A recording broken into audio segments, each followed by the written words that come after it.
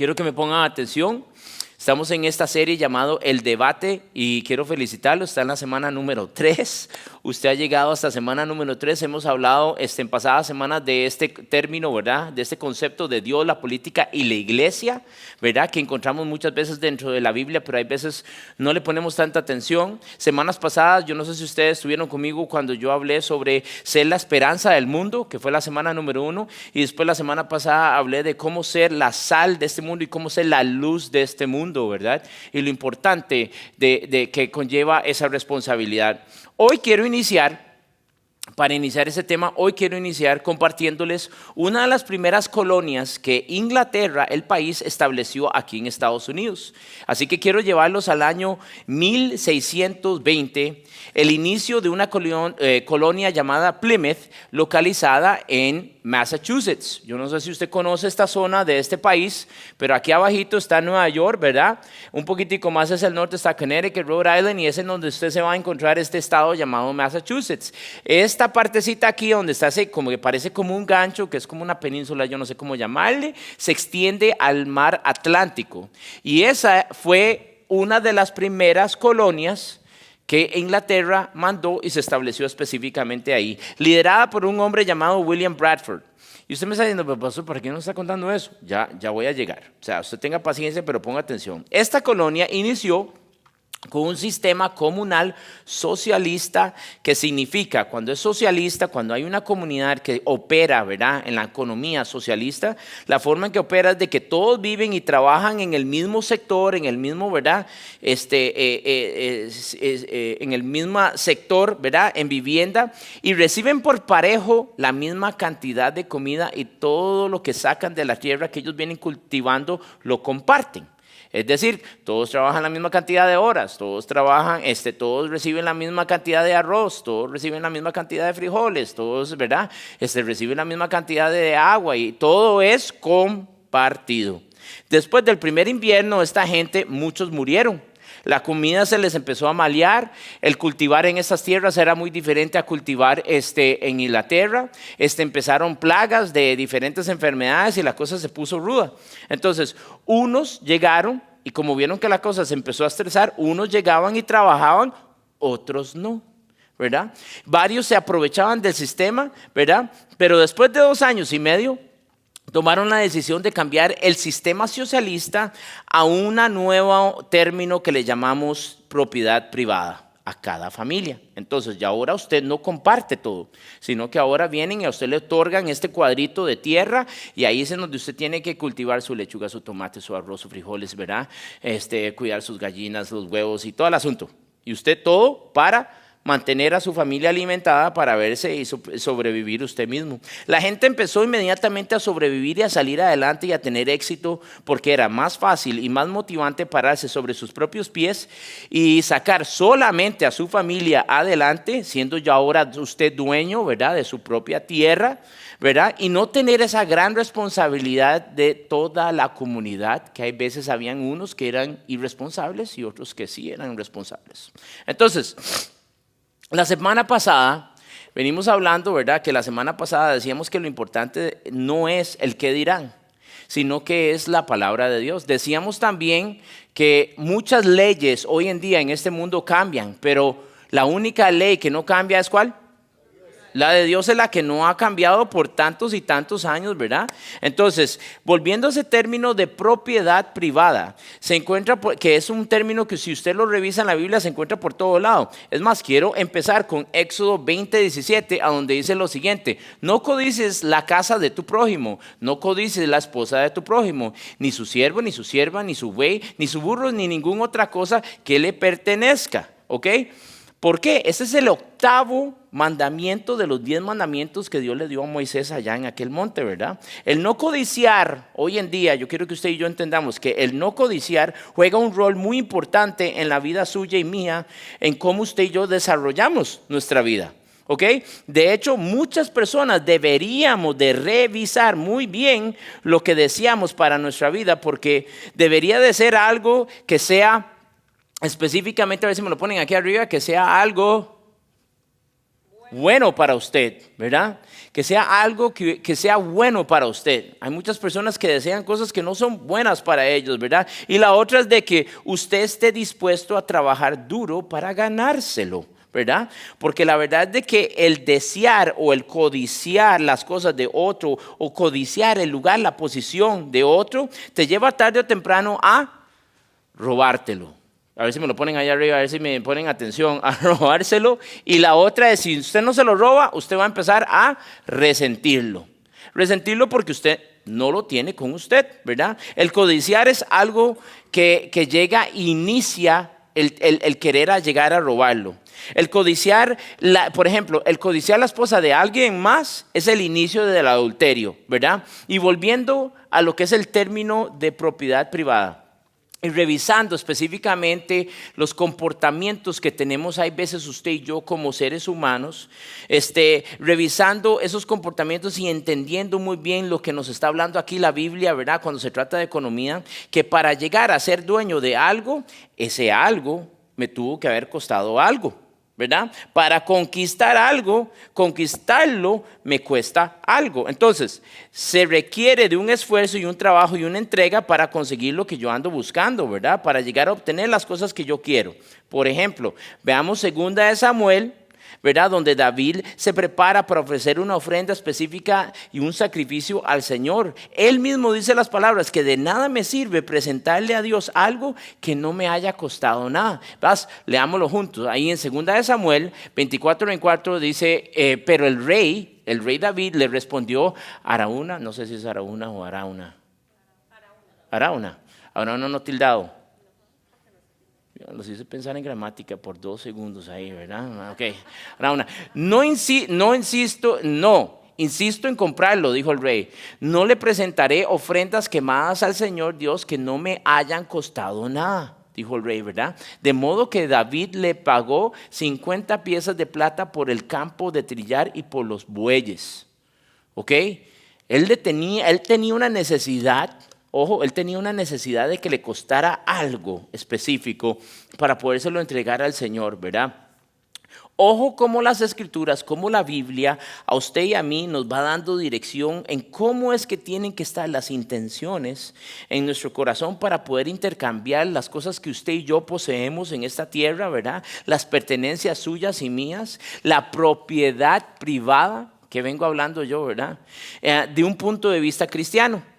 Ojo lo que sucedió más adelante en el Nuevo Testamento, ¿verdad? En la iglesia tesalónica. 2 de Tesalonicenses 3, del 6 al 13 dice lo siguiente: hermanos, ojo lo que decía Pablo, hermanos, en el nombre del Señor Jesucristo le ordenamos que se aparten de todo hermanito de todo hermano que esté viviendo como un vaguito, que esté viendo solamente Netflix o ese tipo de cosas, y no sigan las enseñanzas recibidas de nosotros. Dice el 7, ustedes mismos saben cómo deben de seguir nuestro ejemplo. Nosotros no vivimos como ociosos entre ustedes.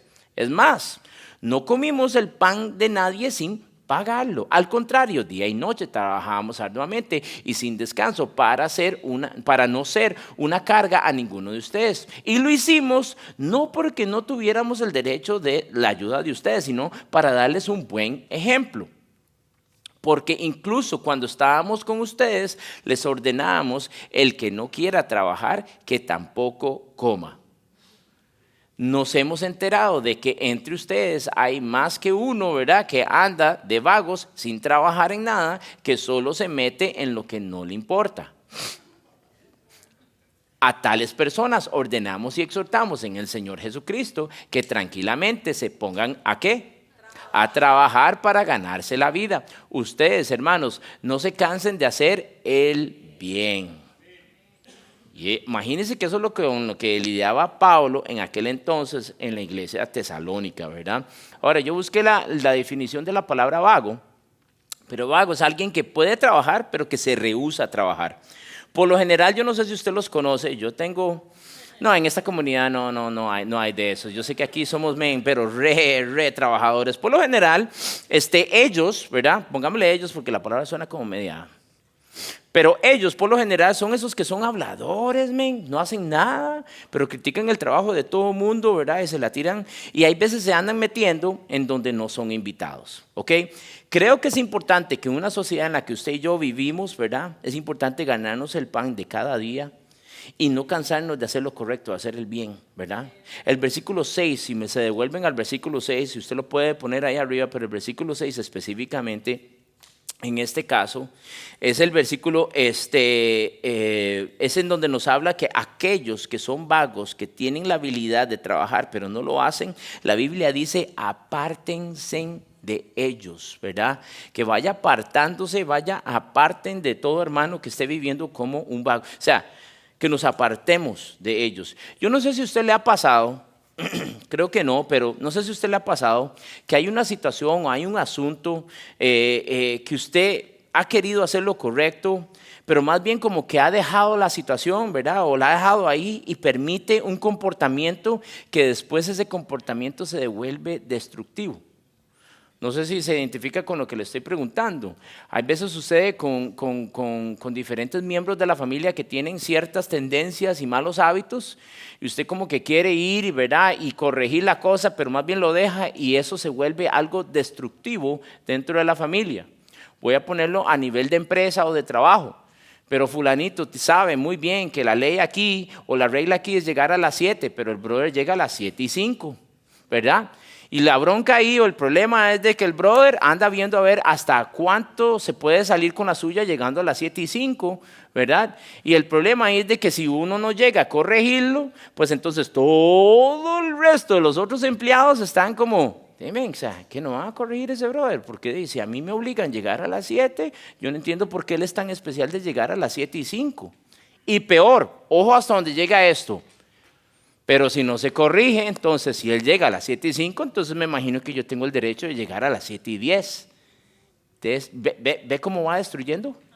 Lentamente eso se va evolucionando hasta que destruye completamente todo. Entonces, ¿qué es lo que quiero decir con todo esto? Pablo lo dijo bien claro. El que no trabaja, no come. Discapacidades son una cosa, pero vagancia es otra.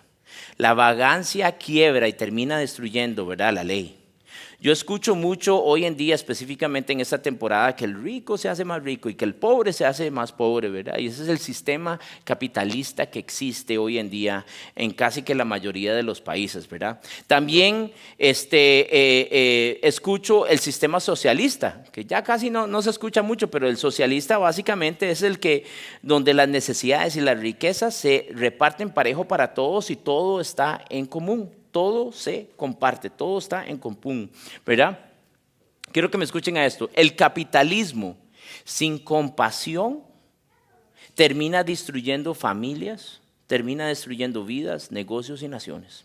Ahora, ponga atención a esta otra parte. Darle una posición o un título o un poder a un hombre sin requerir esfuerzo o trabajo de esa persona termina destruyendo también vidas, familias, negocios, naciones. Y ese es el peligro en el que estamos hoy en día, específicamente en la sociedad en la que vivimos usted y yo.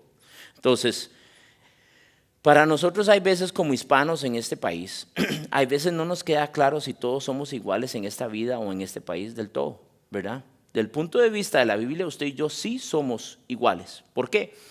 Porque Dios lo dijo desde el mismo Génesis, ¿verdad? No porque la constitución del país, de este país lo dice, sino porque usted y yo debemos de ser tratados con igualdad, dignidad y respeto. Todos fuimos hechos por Dios y para Dios, ¿ok? Entonces, así como Lionel Messi y Karol G son importantes, así la niña que vive en un basurero y se alimenta de un basurero en Iquitos, Perú, es de igual de importante a los ojos de Dios. Y esa es la verdad, ¿ok? Esa es la verdad. Dice que yo llego, encuentro la verdad y la verdad me hará libre. Esa es la verdad. El que usted venga aquí, vuelvo a repetir esas palabras porque quisiera como, bueno, no quiero ser tatuador, pero quiero como tatuárselo en la mente. Usted vino aquí a este país con un propósito, ¿ok? Eso yo quiero que usted se lleve ese mensaje bien claro. Usted vino a este país aquí con un propósito. Y no para mal, sino para bien. Para hacer una gran diferencia, para hacer la diferencia total, ¿ok? todos somos importantes a los ojos de Dios. Todos somos importantes a los ojos de Dios. Todos tenemos un gran valor después de que Jesús hizo lo que hizo en la cruz. Todos cargamos un gran valor. Desafortunadamente, no todas las decisiones en este país o en este mundo se toman en base de ese valor. Se determinan en base de otros factores como los dones y los talentos. No sé si los ha escuchado usted. Por esta razón es que esta sociedad muchas veces no todos somos tratados con igualdad. Voy a poner un ejemplo. Pongamos el equipo del Columbus Crew de este pueblo. Digamos que tienen 3 porteros. Si en el entrenamiento del martes, cuando entrenaron, el que más tapó tiros, le aseguro que el que más tapó tiros el martes en la práctica es el que va a abrir el partido del sábado. ¿Hace sentido lo que acaba de decir o no? Sí. Es una habilidad, es un talento, es un esfuerzo, ¿verdad? Que usted llega a desarrollar. Primera de Corintios 12:11, yo quiero que usted lo vea ahora en base de la Biblia. ¿Qué es lo que nos dice a nosotros del Espíritu Santo? Es el mismo y único Espíritu quien distribuye todos esos dones. Solamente Él decide qué don cada uno debemos de tener. Dios no nos da todos los mismos talentos y hay veces yo conozco muchas personas que ven esto como una falta de igualdad o injusticia. Y cuando usted pone la justicia, ¿verdad?, de esa forma, eso no es un concepto bíblico. Vea, se lo digo yo y que yo doy gracias que esta es la verdad, porque jamás todos seremos iguales. Yo doy gracias a Dios que no todos somos iguales. Hágale números de que hayan otros 20 Julios por allá afuera. Parece que alguien más le da gracias a Dios por eso también, ¿ok? Entonces, voy a poner esto ahora contexto de lo que nos enseña, nos direcciona la Biblia, pero en Mateo 25 está el amo que tiene 3 sirvientes, ¿verdad? Y que a uno le repartió un talento, al otro le repartió 3, al otro le repartió 5, se fue de viaje, les dijo, administrenme en eso bien, me lo multiplican, papito, yo cuando vuelva vengo a recolectar, y cuando vino y recolectó, cuando recolectó, el brother recolectó y qué raro que el man recolectó y eran diferentes cantidades, ¿verdad? Cuando él repartió ahora, porque tenía que pagarles a sus sirvientes, me imagino que también tuvo que pagar diferente para todos al final de su viaje.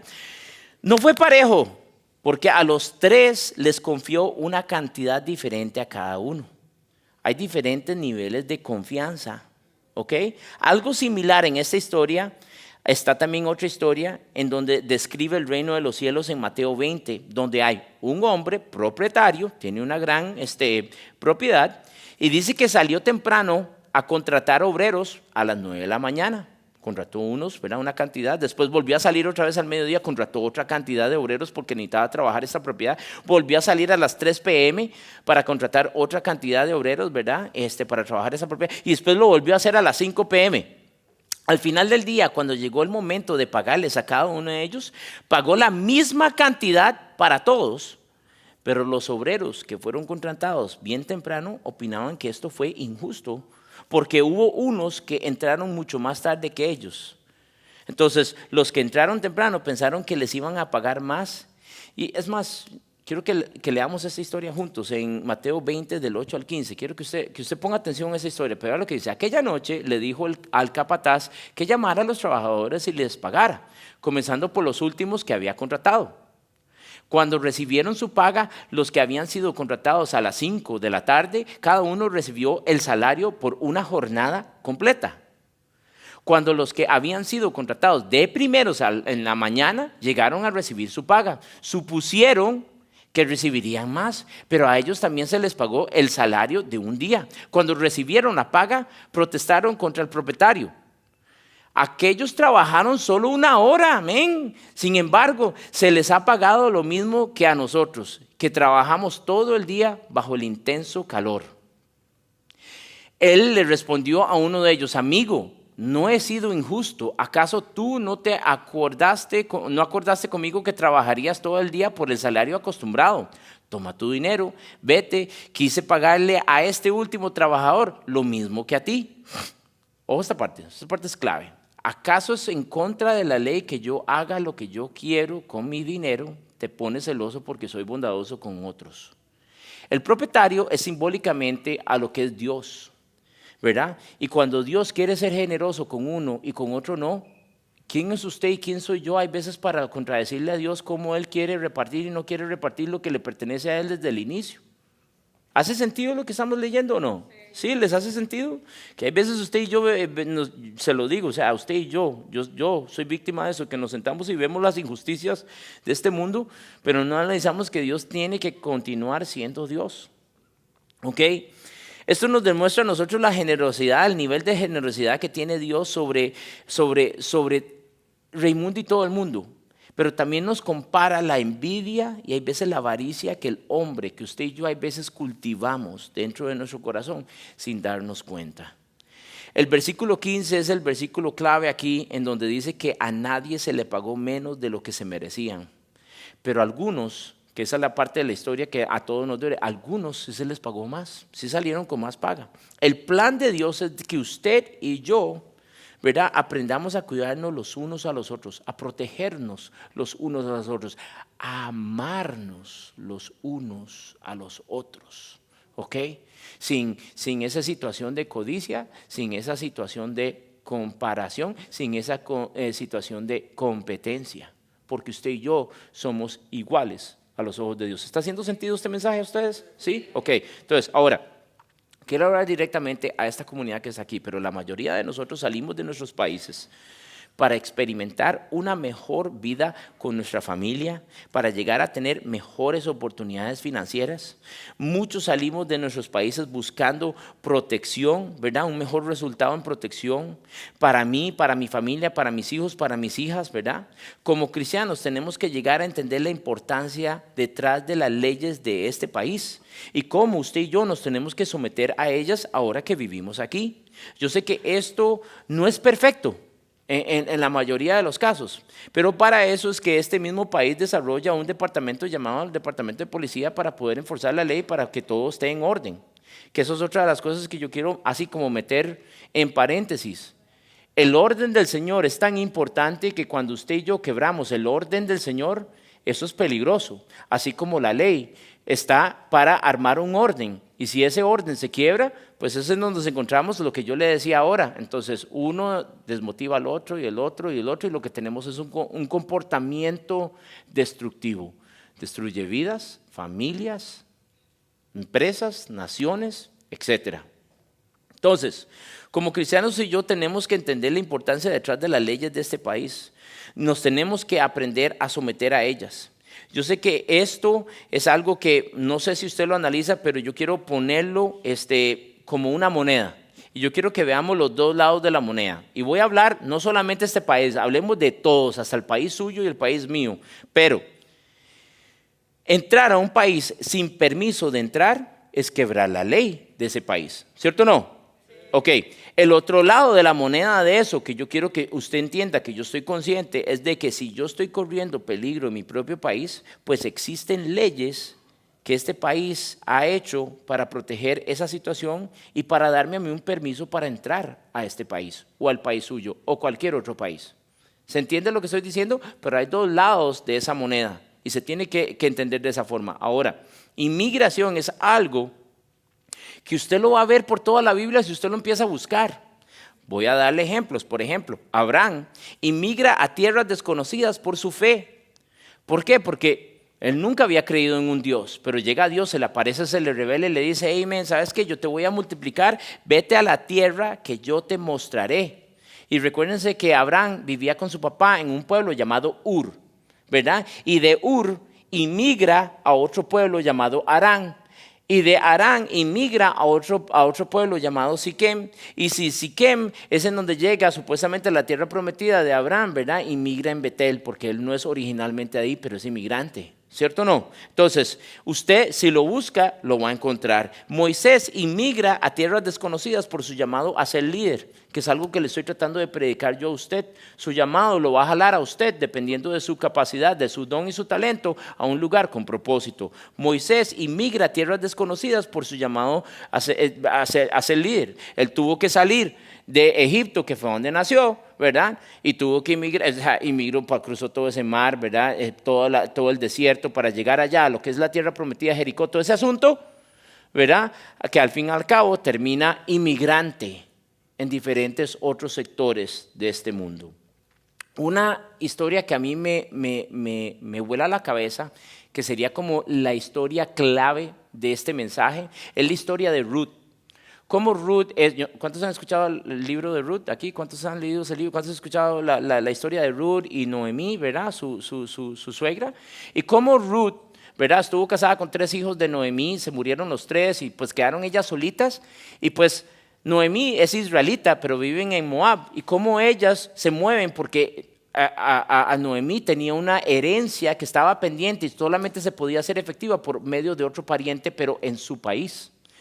Y es en donde ellas viajan completamente a Israel, vuelven, o sea, una siendo inmigrante en Moab y después la otra siendo inmigrante, pero aquí es en donde vemos el desarrollo de una historia gigantesca, en donde Ruth, siendo moabita, se termina casando con un brother llamado Boaz, y ahora es efectiva la herencia de Noemí sobre su vida y hay un beneficio gigantesco. ¿Cuál es el propósito detrás de esa historia? Ruth termina siendo parte de la genealogía del Rey de Reyes, Señor de Señores de Jesús más adelante, muchos años más adelante. Un gran propósito que Dios la sacó de Moab y la movió específicamente a Israel para ser parte de un propósito más grande que ella nunca llegó a ver en vida, pero que era parte, porque si usted revisa la genealogía de Jesús, ahí está Ruth, ahí está Boaz, ahí está Noemí, ahí están todas estas personas. Gigantesca historia. Israel inmigró a Babilonia por muchos años.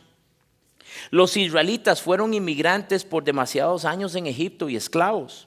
Jesús tuvo que, porque él no tuvo que, pero él se sentía que era su llamado. Jesús inmigró a este mundo siendo ciudadano del cielo. Dios siempre ha vigilado y protegido al inmigrante porque Él sabe que usted y yo somos inmigrantes en este mundo. Es más, yo quiero que usted lo vea en este versículo en Levítico 19 del 9 al 11. Vea lo que dice. Dice, cuando Dios le está hablando a propietarios, hablándole a gente ciudadana de ese país, les dice esto específicamente y les da este orden, esta dirección. Cuando usted, dueño de X propiedad, recoja las cosechas de tu tierra, no ciegues el grano a las orillas del campo. O sea, es decir, digamos que este es mi campo, ¿verdad? Yo recojo todo lo de adentro, pero las orillas lo dejo, ¿verdad? Y no lo recojo. Eso es lo que está diciendo ahí. De tus campos ni levantes lo que caiga de los segadores. Harás lo mismo con la cosecha de la uva. No cortes hasta el último racimo de las vides ni recojas las uvas que se caen al suelo. Déjalas para los pobres y ¿para quién? Para los extranjeros que viven entre ustedes. Yo soy el Señor tu Dios. Ojo como Dios siempre ha vigilado por usted y por mí. Desde el día que salimos de la puerta de nuestra casa, de nuestra tierra, de nuestro amor, de nuestro corazón, Dios siempre ha vigilado por usted, no le ha faltado, ha mejorado o no ha mejorado su vida.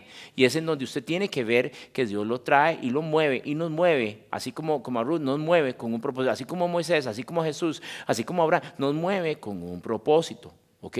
Nos mueve con un propósito mayor. Entonces, hoy tengo 3 comentarios que hacer.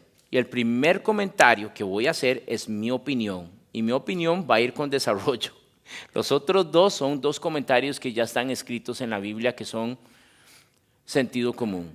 Número 1, el departamento de inmigración de este país está bien mal. Ustedes tienen que entender que el mismo país lo reconoce, la misma cultura, nuestra misma gente aquí lo reconoce muy bien, que ellos podrían estar haciendo un trabajo mejor al que están llevando a cabo. Pero ahora quiero hablarle a 2 tipos de personas. Aquella persona que está esperando todavía que sus papeles sean realizados y que tiene décadas y años de esperar. Y aquellas personas que entraron a este país por cualquier razón que haya sido que entraron. ¿Ok? Número 1, que aquí es donde viene mi desarrollo. Digamos que hoy mismo se aparezca el hombre que viene a hacer perfecto este departamento. Y hay una cosa que va a beneficiar a una parte de esa gente y no va a beneficiar a la otra. O si lo dejamos como está, que es algo que Dios yo me imagino que lo hace el propio, es si viniera alguien que arreglara eso, puede ser que arregle para que sus papeles, mire, mañana mismo estén listos. Pero ¿qué pasa cuando lleguen a arreglar esa situación en la frontera en donde ya no se va a permitir que entre al menos de que tenga lo que tiene que tener? Entonces arreglamos también el departamento, agilizamos el papeleo y muchas otras situaciones, pero desafortunadamente llega a perjudicar a muchos otros. Entonces yo creo, mi opinión, que esa es mi opinión, creo que Dios lo hace todo perfecto en el tiempo completo y estamos viviendo probablemente lo que yo entiendo por la Biblia, un tiempo de gracia. un tiempo de gracia para toda esta comunidad tan hermosa y tan linda. Aquí vienen mis otros 2 comentarios. Número 2, las enseñanzas de la Biblia indican que somos llamados a cuidarnos los unos por los otros. A cuidarnos los unos por los otros. Es más, Cypress ahorita está modelando esto en esta comunidad específicamente. Yo quiero darle a usted la verdad para que usted haga su tarea y no solamente se coma lo que yo le digo, pero Cypress se está haciendo en esta comunidad porque no hay suficientes iglesias allá afuera de cultura americana que tengan un corazón por la gente latina. No lo hay. Es más, en esta comunidad no la hay. Que haya una iglesia que tenga un corazón, que esté dispuesto a ir a Perú, que esté dispuesto a Honduras, que esté dispuesto a hacer todo una iglesia en otro idioma, en otra cultura, completamente por la necesidad que vemos detrás de la palabra de Dios, que es más fuerte para nosotros esa ley que cualquier otra ley. Entonces eso es número 1. Número 3, el comentario número 3. No debemos permitir o promover el quebrar las leyes de este mundo, al menos que estén violando directamente las leyes de Dios. Aunque usted y yo opinemos de que esto X y Y es injusto, yo quiero que usted ponga atención a Romanos 13 del 1 al 2. Romanos 13 del 1 al 2 dice lo siguiente: toda persona debe someterse a las autoridades de gobierno, pues toda autoridad proviene de Dios y los que ocupan puestos de autoridad están allí colocados por Dios. Okay. Eso lo dice la palabra de Dios, eso no lo digo yo. Usted y yo debemos orar mucho, usted y yo tenemos que orar mucho por esta gente, por estas decisiones que se están tomando de presidencia, de elecciones. Tenemos que orar mucho por nuestras autoridades, por este país, por las leyes de este país. El mismo Pablo aconsejaba esto cuando Nerón, yo no sé, ¿cuántos han escuchado de Nerón? Que era el emperador, uno de los emperadores romanos. Era el emperador del Imperio Romano. Y Nerón llegó a matar a su esposa, a su madre, a su hermanastro y hasta a su propio hijo, porque veía que era una amenaza para su posición de poder. Imagínense lo que puede llegar el hombre cuando tiene tanto poder, o cuando persigue tener tanto poder. La obediencia a Dios jamás provocará irresponsabilidad a la autoridad secular. ¿Ok? Yo, Julio, siempre he visto 2 o 3 personas operan mejor que uno solo en este mundo. Y yo creo que muchos hispanos fuimos creados por Dios con muchos lindos y hermosos talentos y dones a propósito para que Él nos mandara a llamar a esta tierra en la que usted y yo vivimos hoy en día, para hacer esta tierra un mejor lugar.